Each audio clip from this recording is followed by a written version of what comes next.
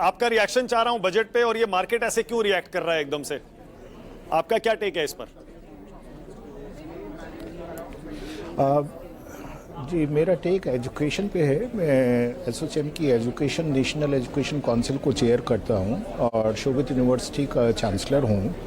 तो यदि मैं देखता हूं ओवरऑल बजट को, तो बजट को एजुकेशन और स्किलिंग के हिसाब से यदि हम देखते हैं तो एक अच्छा बजट है।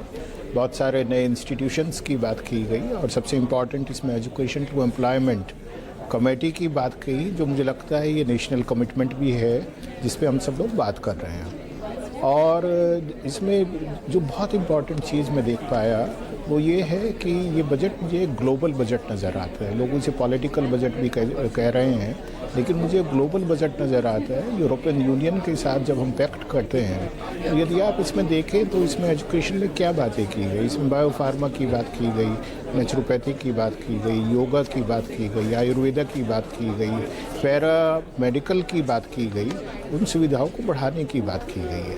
ये सारा कहीं ना कहीं कैपेसिटी बिल्डिंग के लिए है, और जब वो कैपेसिटी बिल्डिंग होगी तो देश का युवा जो डेमोग्राफिकली रिच है वो बाहर जाएगा और उसे जो है पूरे देश को भी फ़ायदा होगा और हमारे युवा को फ़ायदा होगा। इसके लिए मैं बधाई देता हूँ सरकार को। दूसरा, 5 यूनिवर्सिटी टाउन की एक कॉन्सेप्ट पे बात की गई, उसके लिए बजट लाने की बात की गई, डिफरेंट राज्यों में है।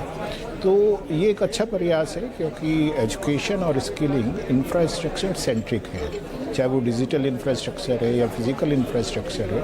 यदि इस तरह के इंफ्रास्ट्रक्चर सब राज्यों में आने वाले समय में बनते हैं तो बहुत सारी जगहों पर उससे ये सुविधा मिलेगी कि बहुत से संस्थान जो इंफ्रास्ट्रक्चर की वजह से कभी कभी कॉम्प्रोमाइज़ हो जाते हैं, शायद वो ना हो। सिर्फ एक चीज़ जो इसमें मुझे मिसिंग नज़र आई, वो भी मैं साथ में मानिक बताना चाहूँगा।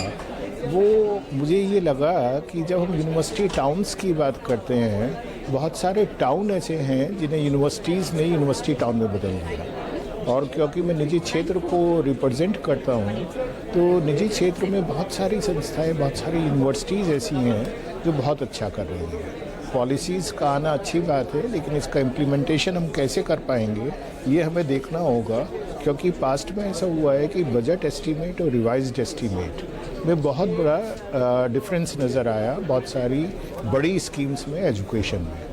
तो मैं उम्मीद करता हूं कि इस बार ऐसा नहीं होगा। जो बजट के एलोकेशंस हैं, बजट में जो बातें की गई हैं, वो खाली बड़े शहरों में या एलीट इंस्टीट्यूशंस या नए इंस्टीट्यूशन पे नहीं होगी। देश में जो 1200 विश्वविद्यालय हैं या 43,000 हायर एजुकेशन इंस्टीट्यूशन हैं, उन्हें भी on the basis of their performance, merit, accreditations और वेयर दे आर इस बजट से कुछ न कुछ मिलेगा। ओके, मुझे एक ब्रेक लेना पड़ेगा, लेकिन ब्रेक पर जाते जाते अपने दर्शकों को बता दूं, जैसा दिलीप चेरियन थोड़ी देर पहले बता रहे थे, इस बार डिफेंस बजट 20% बढ़ाया गया है। आपको पता होगा पिछली बार का हमारा डिफेंस बजट जीडीपी का अच्छा खासा हिस्सा था। 6,81,000 करोड़ रुपए का हमारा पिछली बार डिफेंस बजट था, जिसे बढ़ाकर इस बार 7,85,000 करोड़ कर दिया गया है। वजह आप जानते ही होंगे, ऑपरेशन सिंदूर के बाद हर कोई मान रहा था या पाकिस्तान चाइना एक हो गए थे, टर्की भी एक हो गया था, पाकिस्तान चाइना से मिल गया था।